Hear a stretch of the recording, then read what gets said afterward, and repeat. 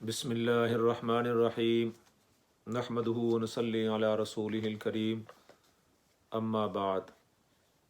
محترم ناظرین و سامعین، السلام علیکم ورحمۃ اللہ وبرکاتہ۔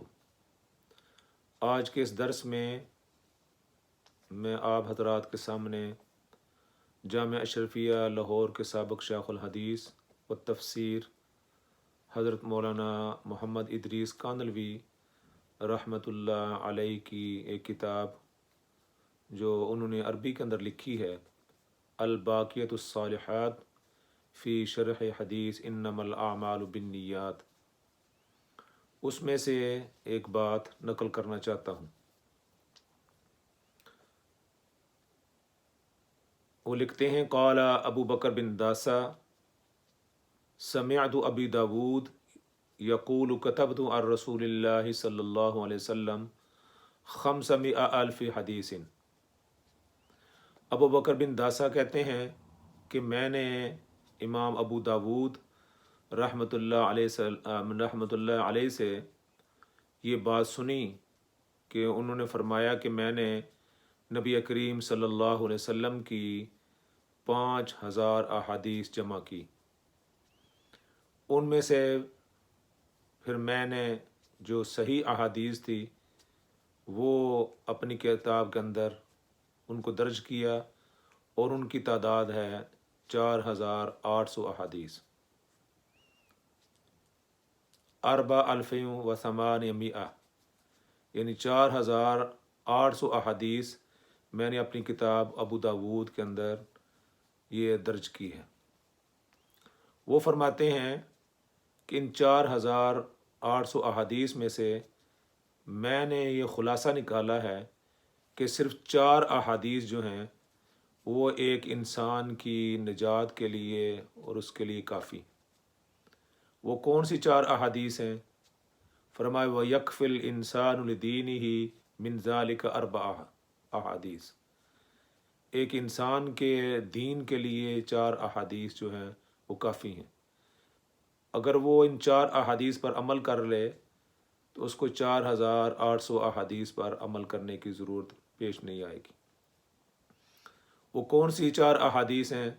فرمایا انما الاعمال بالنیات۔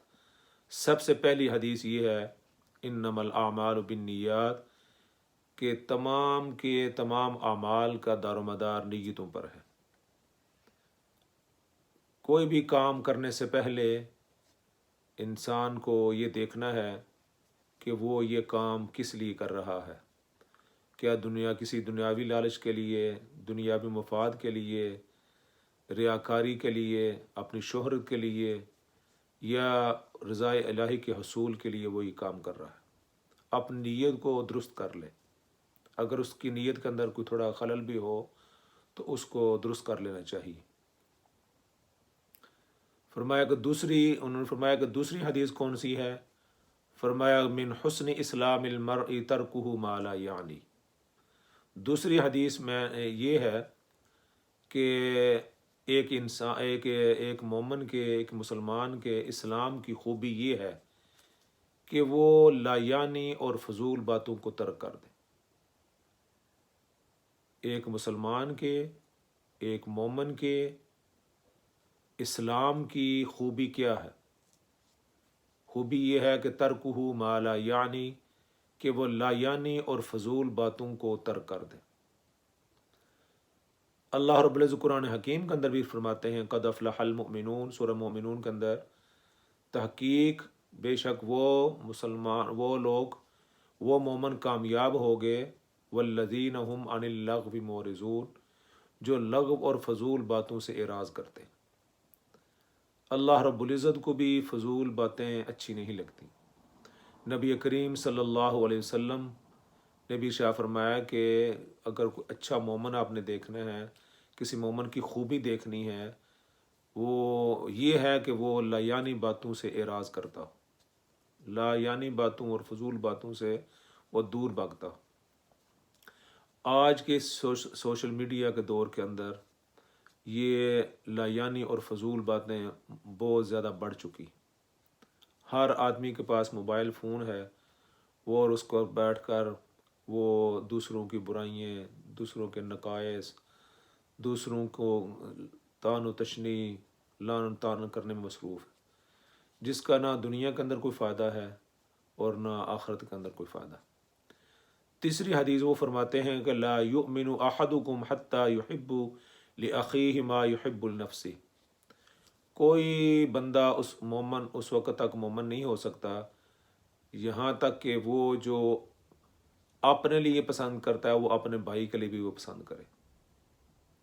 یعنی اپنے لیے انسان عزت پسند کرتا ہے، توقیر پسند کرتا ہے، جی اعلیٰ درجات پسند کرتا ہے، اور یہ نہیں پسند کرتا کہ اس کی کوئی برائی کرے، اس کو کوئی طعن و تشنیع کرے۔ تو فرمایا کہ جو اپنے لیے پسند کرے وہ اپنے بھائی کے لیے پسند کرے۔ اگر کوئی ایسا نہیں کرتا تو فرمایا کہ وہ مومن نہیں ہو سکتا۔ اور چوتھی حدیث فرمایا کہ یہ ہے الحرام بین والحرام الحلال بین والحرام بین، حرام بھی واضح ہے اور حلال بھی واضح ہے، سب کو کلیئر ہے۔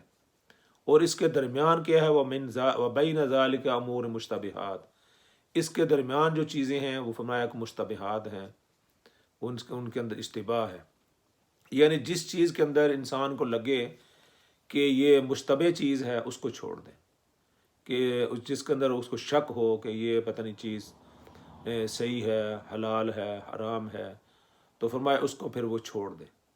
حرام بھی واضح ہے اور حرام بھی واضح ہے، اور حرام بھی واضح ہے اور حلال بھی واضح ہے۔ یہ چیزیں اللہ رب العزت نے کلیئر کر دی ہیں، واضح کر دی۔ تو امام ابو داؤد فرماتے ہیں کہ میں نے جو 4800 احادیث نقل کی ہیں ان کا خلاصہ یہ چار احادیث ہیں۔ جو شخص ان 4 احادیث پر عمل کر لے گا انشاءاللہ العزیز وہ دنیا کے اندر بھی کامیاب ہوگا اور آخرت کے اندر بھی کامیاب ہوگا۔ اللہ رب العزت مجھے بھی اور آپ کو بھی ان 4 احادیث پر عمل کی توفیق نصیب فرمائے۔ اور آخری بات میں یہ کہنا چاہتا ہوں کہ میں نے یہ چینل شروع کیا ہوا یوٹیوب پر، تو آپ حضرات سے گزارش ہے کہ اس کو سبسکرائب بھی کریں، اپنے دوسرے دوست احباب بہن بھائیوں کو اور رشتہ داروں کو بھی اس طرف متوجہ کریں۔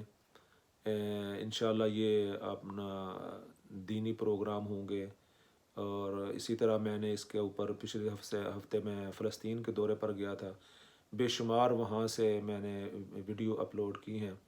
اس میں حضرت ابراہیم علیہ السلام کی قبر کی آپ زیارت کریں گے، حضرت رابعہ بصری کی قبر کی آپ زیارت کریں گے، حضرت موسیٰ علیہ السلام کی قبر کی آپ زیارت کریں گے، اس طرح حضرت یوسف علیہ السلام اور مسجد اقصیٰ اور بے شمار چیزیں اس کے اندر میں نے اپلوڈ کی ہیں۔